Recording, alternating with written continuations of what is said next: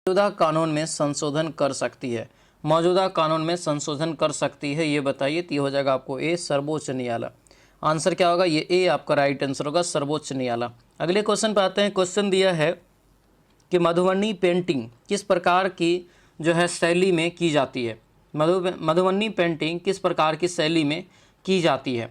या किस का जो राइट आंसर होगा ये सी हो जाएगा, यानी कि भित्ति चित्रों और लघु शैली में। आंसर ये सी जो है बिल्कुल करेक्ट आंसर होगा। अगला क्वेश्चन यहाँ पर दिया है कि स्वतंत्रता संग्राम सेनानी बाबू वीर कुंवर सिंह ने 1857 के विद्रोह में किस स्थान से नेतृत्व किया था, ये बताइए। तो कौन से स्थान से नेतृत्व किया था? तो ये हो जाएगा आरा, यानी आंसर ये ए आपका राइट आंसर होगा, आरा से दोस्तों हो जाएगा। ठीक है, आगे बढ़ते हैं कि बिहार छात्र 57 के विद्रोह में किस स्थान से नेतृत्व किया था, ये बताइए। तो कौन से स्थान से नेतृत्व किया था? तो ये हो जाएगा आरा, यानी आंसर ये ए आपका राइट आंसर होगा, आरा से दोस्तों हो जाएगा। ठीक है, आगे बढ़ते हैं कि बिहार छात्र आंदोलन का संबंध किस आंदोलन से जुड़ा हुआ है? तो बिहार छात्र आंदोलन का संबंध जो जुड़ा हुआ है ये हो जाएगा संपूर्ण क्रांति के आंदोलन से।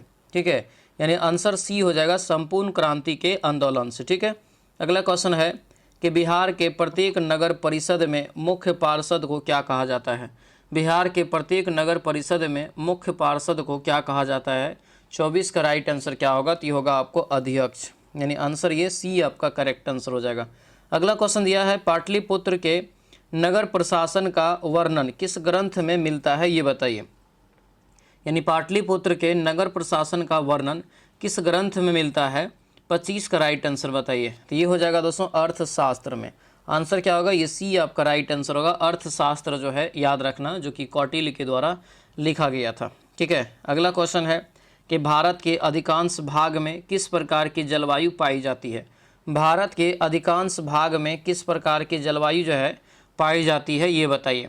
तो ये हो जाएगा दोस्तों उष्णकटिबंधीय, यानी आंसर क्या होगा? तो ये सी आपका राइट आंसर होगा, उष्णकटिबंधीय, यहाँ से याद रखेंगे। रबी फसल को किस समय बोया जाता है? रबी फसल को किस समय बोया जाता है, ये बताइए। तो ये हो जाएगा अक्टूबर से दिसंबर के समय में। आंसर क्या होगा? तो ये बी आपका बिल्कुल करेक्ट आंसर हो जाएगा। अगले क्वेश्चन पर आते हैं। क्वेश्चन दिया है कि भारत में प्रमुख खाद्यान्न फसल कौन सी है जिस पर अधिकांश जनसंख्या निर्भर करती है? भारत में प्रमुख खाद्यान्न फसल कौन सी है जिस पर अधिकांश जो है जनसंख्या निर्भर करती है, ये बताइए। तो राइट आंसर दोस्तों हो जाएगा ये चावल, यानी आंसर क्या होगा? तो ये सी आपका राइट आंसर होगा, चावल जो है याद रखेंगे। अगले क्वेश्चन पर आते हैं। गन्ना की खेती के लिए कौन सी मिट्टी जो है सर्वाधिक उपयुक्त मानी जाती है? गन्ना की खेती के लिए सबसे जो है उपयुक्त मानी जाती है कौन सी मिट्टी? तो ये हो जाएगा गहरी दोमट मिट्टी, यानी ऑप्शन ये सी जो है करेक्ट आंसर होगा, सी याद रखेंगे। अगले क्वेश्चन पर आते हैं। दिया है कि भारत में चाय की खेती की शुरुआत सबसे पहले किस क्षेत्र में हुई थी? चाय की खेती की शुरुआत ये हो जाएगा दार्जिलिंग, यानी आंसर ये ए आपका राइट आंसर होगा, दार्जिलिंग दोस्तों यहाँ से याद रखेंगे। आगे बढ़ते हैं। हरित क्रांति के अंतर्गत मुख्य रूप से किसका उपयोग किया जाता है? हरित क्रांति में दोस्तों जो है मुख्य रूप से जो उपयोग किया गया था खास करके, तो इसमें हाइब्रिड जो है बीज उनका इस्तेमाल किया गया था, और खाद हो गया, उर्वरक हो गया, इन सभी का बड़े स्तर पे दोस्तों जो है इस्तेमाल किया गया था ताकि उत्पादन में वृद्धि किया जा सके। ठीक है, आगे बढ़ते हैं। भारत में विश्व का जो है सबसे अधिक कौन सा संसाधन पाया जाता है? भारत में, तो भारत में विश्व का जो है सबसे ज़्यादा इसमें पाया जाता है, तो ये आपको पशुधन हो जाएगा। आंसर क्या होगा?